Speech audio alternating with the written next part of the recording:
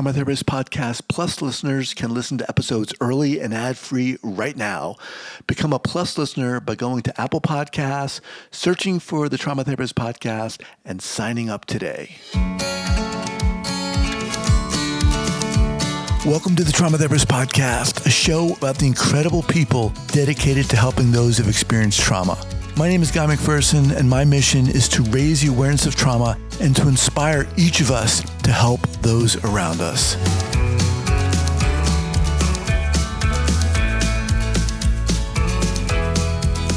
All right, 5, 4, 3, 2, and 1. All right, folks, welcome back to the podcast. Very excited to have as my guest today, Mike Petegorsky. Mike, welcome. Thank you so much, Guy. It's really a pleasure to be here with you. Awesome. So Mike is the Chief Strategy Officer of Mindbloom, the largest provider of psychedelic therapy. Mindbloom is the first and largest national provider of psychedelic therapy. They facilitated over 500,000 at-home ketamine therapy sessions in 38 states.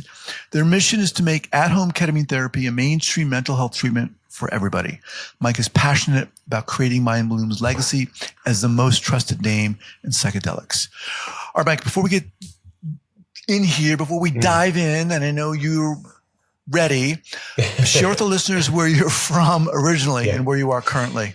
Yeah, I'm from a small town called Northampton, Massachusetts. It's in Western Mass, about 2 hours west of Boston, but before you hit the Berkshires, if you're driving east to west. Awesome. I went to college in Philly, spent a decade in New York City, and have been in Austin, Texas for the past 3 years. And cool. Yeah, it was really a big transition that happened around COVID, where I had been a big law firm lawyer in one of those big international firms with 1,000 lawyers, Midtown skyscraper, kind of like that show Suits, and thought that was where life was headed, and a mixture of psychedelic medicine and really kind of taking my life more seriously than maybe I had in the past caused me to rethink all that. Left big law, left New York, came to Mindbloom to help advance psychedelic therapy, and came out to Austin to build a family. Okay, that's the thumbnail. but let's go back. First of all, You're hitting a lot of great places in the States. I know Northampton, very cool town. Yeah, where'd you go? School in Philly? I was at Penn, University of Pennsylvania. Nice. Okay, awesome. So you must have been in that pipeline getting into law, right? This is where I'm going, Penn, everything. Talk a little bit about that. That's exactly right. Growing up in a small kind of hippie town, I think most timelines for me would have led to political organizing or teaching or something more kind of liberal arts, more human focused in some ways. And when I was applying to colleges, I got into Penn, and it was the best school on my list, and I was excited to go there. So I went, and, Penn is a school where most people go into finance, and there's really this kind of business world focus and intense pressure on joining kind of that corporate ladder world, whether it's consulting or investment banking or law or something else. I never found finance interesting, but law seemed, at the time, like a way to do something intellectually stimulating and challenging and help people along the way. And I had visions of being an environmental lawyer or doing other things that really served the world and the people. But then you get to law school, and these big firms come for recruiting, and they tell you that first year's salary, and you say, "Oh, well, that's interesting." Right. And climate? What climate? Yeah. And so then you tell yourself a story that you'll make some money, set it aside, do that work, get the experience, and then eventually you'll go do that good thing somewhere else, right? And then you start doing it, and, they raise the salary every year. They always kind of dangle the carrot a little farther. And so you just keep going. And so what I was doing was patent litigation. I represented Fortune 50 companies in patent cases around high-tech stuff, whether it's dental nanocomposites or shielded electrical ribbon cables or antibodies. And it's fun, but it was like gladiators for nerds. It's really hard. It's really intense. And I'm a big nerd, so I like to argue about what words mean or how the technology works. But eventually you just realize, holy cow, this isn't really helping people. this is moving money around for some big corporations. And at the end of the day, I don't know that anyone's lives were made any better by doing it. And so let me interrupt for a second. That's a big realization. Yeah. Right. I mean, it's a simple realization, but it's huge. How did you get to there? I mean, I think for me, the realization was at a certain point, you can either have, like, work is this really interesting concept in this country. You know, it's a means to an end in that it lets you have a house and food and maybe enjoy yourself. But it also is really a source of meaning for a lot of people. And I realized, like, you can either do work that gives you meaning or work that enables you to do other things that give you meaning. And that's kind of the means to an end thing. And I actually realized I was 0 for 2. I was working so much, I didn't have time to do anything else. And it actually didn't give me meaning to help a big Fortune 50 company save a few million or 100 million or $1 billion. I didn't care. And the way I was able to get there was actually through psychedelics. And this was obviously before I worked at Mindbloom. I had been a Mindbloom client actually before I worked here and got ketamine therapy, and I had used other psychedelic medicines as well. And they helped me get this perspective. You know, I think, and I'm sure you've kind of experienced this, most of us live our lives right here where it's right in front of our eyes, and our whole existence is right at that level where the world meets your eyes. And then psychedelics let you step back a little bit or get a bird's eye view, a different perspective on it. And you see these ways in which you move about your job, move about the world, kind of following some script or pattern. And you say, when's the fun part? When's the meaning? When's the value? When's the part where I'm really going to do something that helps people? And that was really, psychedelic medicine was really what let me realize that I was on a path to nowhere. Excuse me. What led you to psychedelics in the first place? Well, I had struggled with anxiety for my whole life. And it was mostly in a social context. I mean, so to answer your question, it was other things didn't help me and I needed to try something new. The longer story is I struggled with social anxiety really kind of as far back as I can remember. I mean, this is kind of sound kind of odd, but it started with sweating. I would get sweaty. I was made fun of. You know, trauma is a word that I try to use carefully because I think, I'm not a clinician. I'm not a mental health provider. And I think it has, has real meaning. But after a certain amount of kind of ridicule by my peers and other things, I internalized some of that. And I internalized some broader social anxiety. And I cannot tell you, Guy, how many times I walked out of prom, my high school graduation, later job interviews, meetings, dates, because I would get this fight or flight response, this intense panic. My chest would seize up. It was basically a panic attack, usually triggered by sweating or heat or some discomfort in a physical Because you sense. felt you were sweating too much and, oh my God, I don't want to sweat too much. And these people, I'm going to get too. And I will be rejected and I will be I'm gross, whatever it is, right? And I was otherwise a really social guy. Like a lot of people do, I compensated by building up a lot of social skills to try to hide that or get around that. But it never went away. And as it got worse, as I got older, I was medicating with Klonopin, with beta blockers. I tried psychotherapy. Nothing really worked over the long term, but the pills did in acute settings. So I could take Klonopin and beta blockers and get through something, but it would wipe my memory. And so I had this real devil's bargain where I said, okay, I can get through this event. I know I'll get through, but I won't remember it later. Oh. And it's horrible. And so, I had that struggle. I was introduced to psychedelics actually in college in kind of a recreational setting. And it was, plant medicine. And it stunned me because it showed me a sense of self-compassion, self-love, self-acceptance that I had never felt before.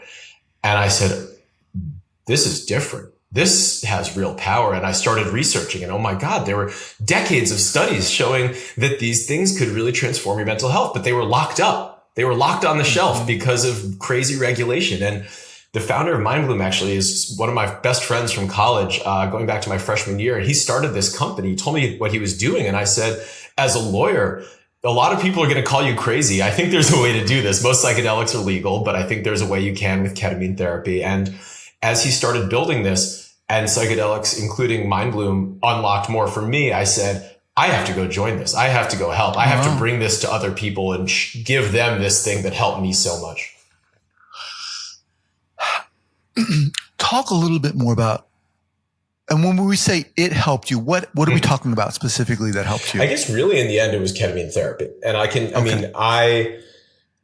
tell you about my experience with it because it was so profound. And I think a lot of people wonder, like, what's it like? What can I actually expect? First of all, what is ketamine for those who are listening? Ketamine is a medicine. It's made in a lab, and it is historically, it's been considered a dissociative anesthetic. And what that means is that it has both physical effects. It kind of can block or suppress physical pain. In really high doses, it can sedate you, kind of help you go to sleep. But it also causes dissociation, which is a sense of separation from your normal thoughts or feelings. It's like you're still conscious and viewing the world, but you're not viewing them through your own eyes. It's like you borrowed a pair of objective eyes that don't have a person behind them, and you just get to see the world not through the lens of all your past experiences and memories, but just like what is. Mm-hmm. And it was synthesized first and approved by the FDA in 1970 for use as an anesthetic. And so it's actually been on the World Health Organization's list of essential medicines since 1985. It's in almost every ambulance you see driving down the street. It's in, dental offices and surgery rooms to help people with medical procedures. But after decades of use, doctors started noticing something. Patients who got ketamine for medical procedures started reporting that they felt better mentally afterwards, that depression lifted, that anxiety lifted. And doctors said, what's going on? And it wasn't until 2000 that the first study was published actually showing in a randomized controlled trial that ketamine is incredibly effective in treating depression. And what's remarkable about it is not just how effective it is, but how fast acting it is. A lot of the studies are showing significant improvements in hours or days after treatment, whereas other antidepressant drugs can take weeks or months to start working. And so in 2000, you had that first, ironclad scientific study by professors and researchers at Yale. And over the past 25 years, there have been more than 100 studies published on ketamine for depression, anxiety, PTSD, OCD, anorexia. Any number of mental health issues. And this is done at a much lower dose than in an anesthetic context. So what you're talking about is about 10% of the dose you might use in a physical medical procedure. You're using a tiny fraction of that. So you stay awake, you're conscious when you're having the experience, but it does alter your consciousness a little bit. And I can tell you a little how that actually feels when you're doing it. So that's what it is. Talk about your experience in particular. Yeah.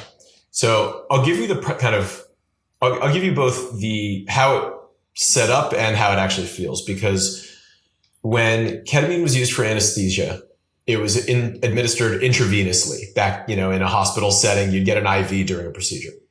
And when it was discovered that ketamine could help with mental health, it was kind of done the same way. Doctors would administer an IV. And that's really effective. But the problem is it's pretty expensive and it's not that accessible. You had to basically have a few hours to go sit in a clinic if you were lucky enough to live near one. And the price was often about $1,000 a session. And so you had to be lucky enough to live near a clinic to have the time to go sit there for a few hours and have the money to afford it. And what Mindbloom set out to do was actually make that way more accessible and affordable for regular everyday folks. And so the way we operate, and I can tell you more about this later, is we do at-home ketamine therapy with sublingual tablets. And so there's no IV. We have the sublingual tablet. And when I was a client before I actually worked here, so I was doing my sessions in my apartment in New York City. Medicine's delivered to your door, along with a journal, an eye mask, blood pressure cuff, heart rate monitor, things like this to kind of just help with the treatment. You have a guide who is a coach of sorts to really support you throughout the treatment. But when you take the medicine, you're basically taking it under your tongue, putting on an eye mask and headphones, and turning inward. And so I can tell you a little bit more later about the whole program itself, but I want to tell you my experience. The first time I did it, Guy, it was like noise canceling headphones for my brain. It was like, I don't know if you've ever done this. I had this great pair of Bose headphones, and you would click them on and it would go whoosh. And it was like being in the woods when they're full of snow and it dampens all the sound, but that's your thoughts, right? Everything just, and you immediately realize the contrast, right? You're like, oh my gosh, I normally have 8,000 thoughts rotating around per second. And that's kind of my anxiety, my rumination. I'm always, how do I look? How do I feel? Am I standing right? What is this thing done? Am I going to miss this deadline? You know, I'm a neurotic lawyer. Like it's how we're programmed. A lot of us have those too. Yeah. But all of a sudden, whoosh. And I could have one thought or no thoughts at a time and just be.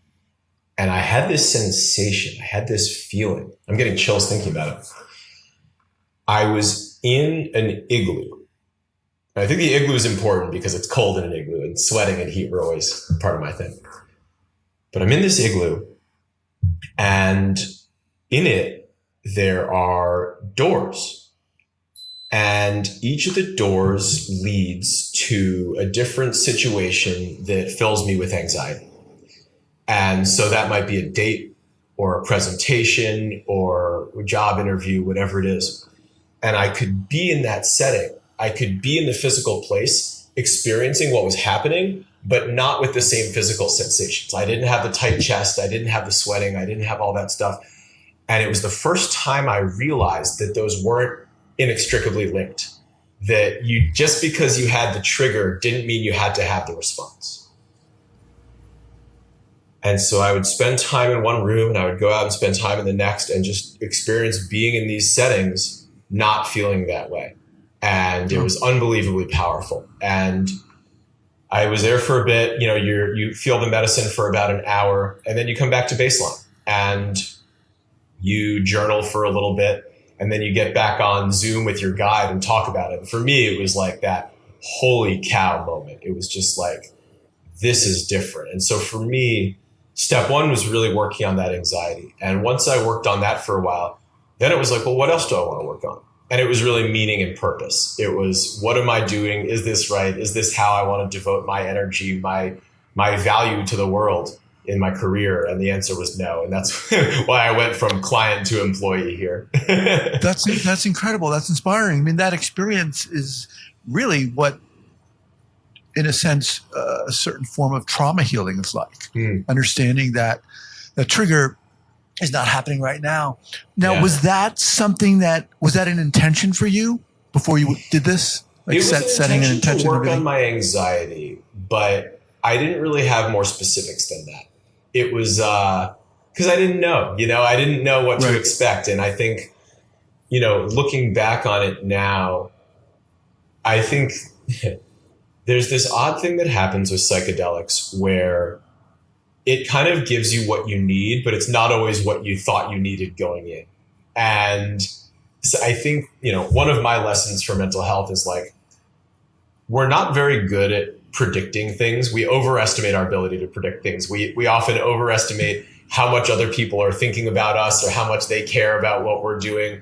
We overestimate how big of a problem something might be in our lives, but we also might overestimate our ability to like fix ourselves and heal ourselves. And I think sometimes what you have to do with psychedelics is just surrender to the medicine and not necessarily say, I'm going to go in and think about this for the whole time, or I'm going to solve this problem. You kind of go in with something broader that says like, I would like to be free from this social anxiety.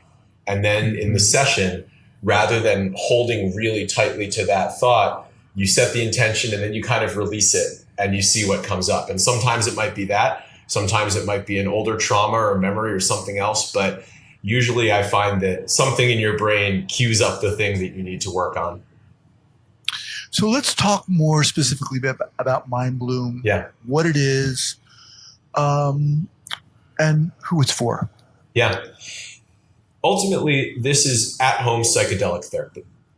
We are trying to make this treatment, starting with ketamine therapy, more accessible, affordable, and approachable for people in need. And so when we talk about people in need, I mean, it's almost become a cliche that we're in a mental health crisis, but I think the stats bear repeating. Last year, 55,000 Americans committed suicide. 2 million attempted it. 110,000 died of drug overdoses. There are 47 million Americans taking SSRI antidepressants this year. I mean, those are staggering numbers, right? And when you look at the first line treatments, the first line treatments are SSRI or, antidepressant pills, what we think of as like Prozac, and psychotherapy. And those help a lot of people. They really do. I want to be clear that those medicines and psychotherapy have helped millions of people. But they don't help everyone. If they did, we wouldn't be in this mental health crisis. If those treatments were all you needed to feel better, the country would look different right now. But instead, you have people that are really suffering. And what we see so often is people who kind of bounce back and forth from one treatment to another, hoping something works. And maybe they get relief for a bit, maybe they don't. And psychedelic medicine really offers something different. I think it offers a way to address the root causes of suffering. By not just kind of adjusting chemicals in the brain that mask symptoms, but helping us really get to the bottom of what's causing us depression or anxiety or sadness, grief, whatever that thing is, getting to understand our trauma and how our trauma affects us today and actually like work past it or resolve those issues in our heads. And so, I think what we're really trying to do is give people a chance to really heal. And, we started with ketamine therapy because it's the only psychedelic that's legal today. And this is kind of heartbreaking because we have this crisis. I mean, I shared these numbers. The other number that I have a hard time wrapping my head around is that 22 veterans commit suicide every single day. Mm. And most of those are people with PTSD from their service. And when you work with psychedelics, they really work in two ways. There's kind of a chemical level, and then there's also a conscious level. And I think the conscious level, it's undersold in some ways. There are some researchers out there who say, oh, it's just the chemical thing. The trip doesn't matter. And I think anybody who's really worked with these medicines knows that's not true because yes, there is something that happens in your brain, and I can talk about what that is with ketamine. But for me, I think the healing experience of revisiting some of these memories, understanding things, and having the support to actually work through them is what lets you not just address symptoms, but actually like get past these issues. And so, talking about the scope of this problem and the psychedelics that aren't legal today, I mean, MDMA therapy, right? People think of MDMA as ecstasy, party drug. It's the most effective PTSD treatment that's ever been studied.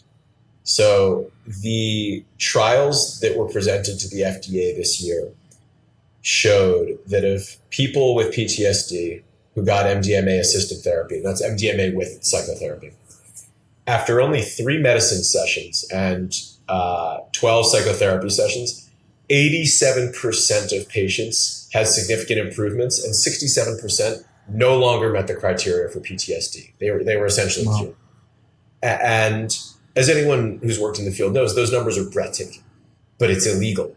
And it's illegal because of decades of overregulation and stigma attached. And so we started with ketamine therapy, first because it's legal, but second because it is incredibly effective and safe to use. I mean, we've seen, not just with our programs, but with all the research out there, that it's incredibly effective and fast acting, and side effects are incredibly rare. In our study, about 5% of people experienced any side effect. And so it's a really safe and effective and fast acting medicine to use. And,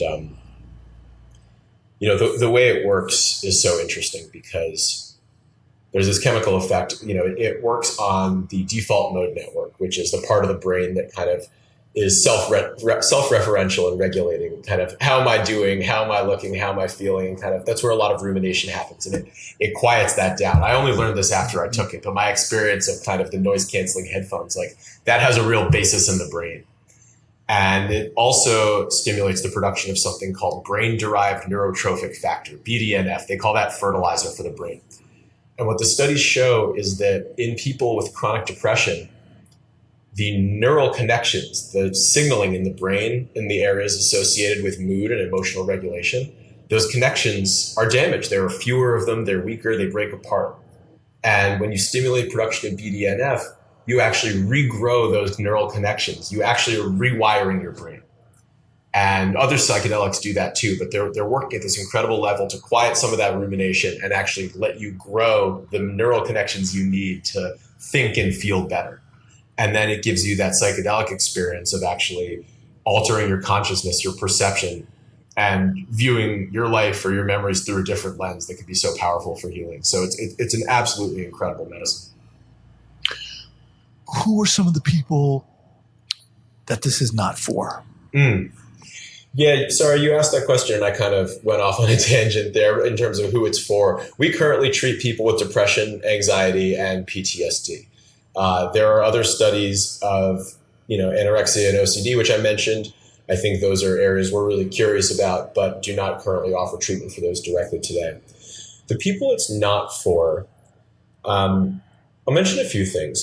First off, everyone should work with a psychiatric clinician to use this medicine. Mindbloom works with psychiatrists, nurse practitioners, and physician assistants who do the clinical evaluation, prescribing, treatment, et cetera. It's really important not to try to do this on your own. Mm-hmm. And they have a list of criteria that they use to evaluate, who's a good candidate and who's not. Some people who might not be, if you have certain pre-existing conditions, certain heart conditions, certain respiratory conditions can make you a poor candidate. Substance use is interesting. They don't interact with medicines like SSRIs. Ketamine doesn't, so you can keep taking other, mental health medications. But if you have severe substance addiction, maybe, taking a mind-altering substance might not be appropriate. But it really depends, because the studies have also shown it can be really effective in substance use disorder. And so it's kind of a paradox. If you're working with the right clinician and you're doing it, in part to help those substance issues, it can be really helpful. But it may not be appropriate if you haven't started to work on your substance use and if that's not what you're there for. And with trauma, I think it can be really helpful for people with, serious trauma, but you need to have the right support in place. And so this is where I think the type of program really matters. There are some ketamine therapy programs that are basically medicine only. You get, the IV or you get a pill, and that's kind of the treatment. What ours does is different. It's medicine plus coaching, content, and community. What that means is you have the medicine, you have coaching, not just from your clinician, but from a guide who's there to meet with you before and after your sessions to help you prepare for the session, integrate the experience afterwards, recommend meditations or exercises, things you can do, really help you unpack the experience. The content is stuff you do in our mobile app. It's audio for the session, but also journaling and other exercises in between. And the community, we have these group integration circles where people who are going through treatment can meet with others and share their experiences. And, psychedelics, it's like seeing a new color. Once you see it, you're like, oh my God, I want to tell people about this. But if nobody else has seen the color, they're going to be like, whatever, dude, new color, sure. Right. So having other people who are doing it also is really valuable. And I think having that support, having the coaching, having the community is what lets, especially people with kind of more severe trauma, do it in a really, in a way that's safe and conducive to healing. So prior to the actual taking of the medicine, how many meetings are there that lead up to it? So you come to our website and you can fill out an initial survey with some, threshold questions about, what you're experiencing. Is this right for you? If it is, you can sign up to have a consultation with a clinician, which is between 45 and 60 minutes. And that's kind of like any normal, psychiatrist visit. You're doing a medical history and evaluation. What are you experiencing? For how long? What are your symptoms? All that. And if treatment is appropriate, they will submit a prescription that's sent to your home. Before that first session, you get on Zoom with your guide. And you also have a peer treatment monitor who's home with you. That's usually a friend or family member, someone who's home with you during the treatment session. And that person's really there to create a comfortable environment. It's not, I personally don't think of it as a safety thing. I think of it as like the doorbell rings, the phone rings. Maybe you want, someone to walk you to the bathroom and get you a glass of water or whatever it is. It's really like, let me be comfortable and let go in this session rather than having to think about the house or the dog or whatever else is going on. So before that first session, you've met with your clinician already, and now you are meeting on Zoom with your guide. And that can be 30 to 60 minutes. And it's really, basically like going over how to take the medicine, what to expect, but also preparing and setting intentions. And so an intention is kind of like what I described before, where you're not rigidly holding on to some goal, something specific, but I want to relate better to my mom, or I want to let go of my social anxiety. And you kind of set an intention that guides your journey. And so that Zoom session takes place right before the session. You take the medicine, and about 90 minutes later, you get back on Zoom with your guide to start unpacking it. Very cool. Now let's talk about what I feel a lot of people might have concerns about is this is not regulated. Mm-hmm. Some might say it's the Wild West of psychedelics, right? We don't know exactly what's going to happen. Yeah. Things do happen. Where does all that fit in? Yeah. What do you say? Yeah. I mean, it's a great question, Guy. I mean, if you read the news, there are a lot of stories out there that speak negatively of ketamine and other psychedelics, that frame them as dangerous or untested or unproven. The science says otherwise. The science is really clear that ketamine is safe and effective and fast acting, and other psychedelics are coming along and kind of building evidence to get to that level. But let's talk about ketamine. It is regulated, maybe more than people think. It is prescribed by doctors and nurses and PAs who are regulated by medical boards and nursing boards. And they sometimes set guidelines around ketamine therapy and other treatments. They certainly can review prescriptions and prescribing practices and treatment plans and all those things. The DEA does regulate the prescription of controlled substances. They keep tabs on where prescriptions are going out, and providers have to register with them. The FDA regulates how medicines are manufactured and marketed. And so I think there's actually more regulation of ketamine therapy specifically than some people might think. I think when people describe the Wild West, I think some of where that comes from is that there's not just one way to do ketamine therapy. Usually when something is approved by the FDA, there's one way. Okay, it's this dose, it's this amount. You take 50 milligrams for this, 100 milligrams for that. Ketamine can be done through IV in a clinic. It can be done through tablets at home, or a nasal spray, or an oral solution. It's kind of evolved through different paths and with different ways of providing it. So again, there's medicine only. You can do it with psychotherapy. You can do it with coaching like we do. There's enough variety in it that I think people say, how do I get my arms around this? How do I know what's the right way to do it and what's the wrong way to do it? And my answer to that is usually, let's look at the evidence. And so when it comes to Mindbloom, we've actually provided our treatment data to independent researchers and published the two largest studies in the history of ketamine therapy. The first one was the largest ever with, I think it was 1,247 patients. And then the second one was almost 10 times larger at 11,447 patients. And that, over that sample size, what you saw, is that 63% of clients have really significant improvements in symptoms. 89% have some improvement overall, and less than 5% are reporting any side effects, which usually are really short-lived and mild, maybe headache or nausea. But, we've now built up so much data that we can confidently say at-home ketamine therapy, when done in this way with medicine plus coaching, content, community, is really helping people and is really safe. And it's really sad to me when I see some of these headlines out there. And I'll give you a specific example. You may be familiar with Matthew Perry's death last year, and ketamine played a role in his death. And, that was a situation where he took insane amounts, massive amounts of recreational ketamine that he got illegally and then went in a hot tub. He was also taking opiates and drinking alcohol. And that's a tragedy. His death is a tragedy. But it's not to say that someone took medically supervised ketamine in an appropriate dose and had a bad outcome.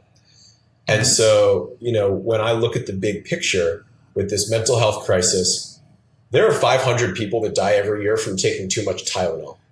I'm not aware of anyone who has died from taking too much ketamine. It's really when people mix drugs and misuse things. And so to me, the really important thing is working with good providers, taking the medicine as directed, just like anything else, just like Tylenol, and following a treatment program that's established and has been shown to be safe and effective, and taking this seriously like any treatment. I think the sad truth is people are really struggling and looking for ways to self-medicate, but the people who know best are the providers who are trained in this, who have gone to school and who have worked for decades to learn how to do this safely and effectively. I love what you're saying about the content, community, and coaching. The community part to me really stands out. I think it's going to kind of resonate with a lot of our listeners. All right. So how do people learn more about what you're doing, and maybe if they're interested in moving forward with this, where do they go? Yeah. The best way to do it is to come to mindbloom.com. That's mindbloom.com. We have a bunch of information on the website about what ketamine is, how it works. We have different pathways for issues, whether it's grief or anxiety or more nuanced things like burnout or getting unstuck. We have safety information. We have a blog where we post all kinds of information, not just about ketamine therapy, but other psychedelics. And it's also where people can take that initial survey and sign up. Okay. We'll have that linked up here at the show notes page at the traumatherapistpodcast.com. Mike, super inspiring, and I really appreciate you sharing your own story. I think that helps people understand your journey and how the heck you got into this. Well, not just that, Guy. I hope it helps them understand how, ketamine therapy and psychedelic medicine can help them too.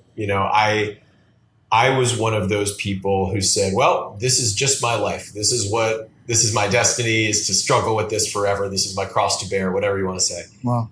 Because I tried these treatments for 20 years and nothing worked, and then something did. And if nothing else, I want people to know that, maybe this can work for them too, that this is different from the other medicines they've tried or the other things they've done to try to improve their mental health. This is different. It's unique and it's incredibly effective, and it can work for them too if they, have the right providers, the right team behind them, and the support of a comprehensive program. Awesome. All right, Mike, we'll be in touch. Thanks so much for being here. Thank you, Guy. I really appreciate it.